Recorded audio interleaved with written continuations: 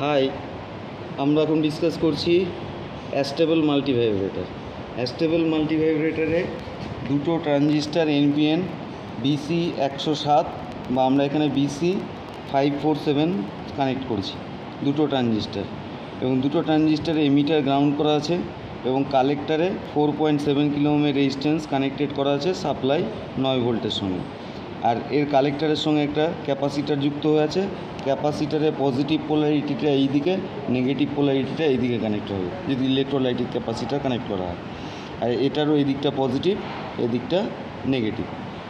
এই দুটো capacitor connect করা আছে। আমরা ক্যাপাসিটার 47 মাইক্রোফ্যারাডের ক্যাপাসিটার লাগিয়েছি। এখানে 82 কিলো ওহমের রেজিস্ট্যান্স আছে দুটো। 82 কিলো ওহমের রেজিস্ট্যান্স দুটোর পরিবর্তে আমরা 100 কিলো ওহমের রেজিস্ট্যান্স কানেক্ট করেছি।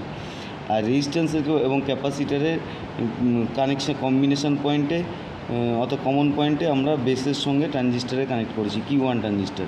সিমিলার ওয়েতে এই রেজিস্ট্যান্স এবং এই ক্যাপাসিটারের সংযোগস্থল থেকে আমাদের এই বেসের সঙ্গে কানেকশান করা হয়েছে। এটা হচ্ছে অ্যাস্টেবল মাল্টিভাইব্রেটর ইউজিং ট্রানজিস্টার্স।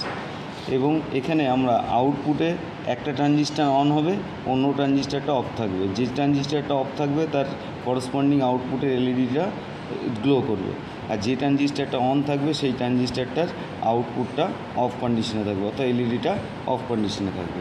এখানে আমরা সেইভাবে দুটো BC 547 দুটো নেওয়া আছে, BC 547, এবং দুটো 47 মাইক্রোফ্যারাডের ক্যাপাসিটার ইউজ করা আছে ইলেকট্রোলাইটিক, এবং রেজিস্টর দেওয়া আছে 100 কিলো ওহমের দুটো এবং 4.7 কিলো ওহমের দুটো রেজিস্ট্যান্স। এবং আউটপুট এর কালেক্টার থেকে আউটপুটে এলইডিগুলো শো হচ্ছে, এবং আমরা এখানে লক্ষ্য করছি একটা এলইডি গ্লো হচ্ছে তো অন্য এলইডি অফ হয়ে যাচ্ছে। তো এটাই হলো astable multivibrator using transistors BC 547। That's all.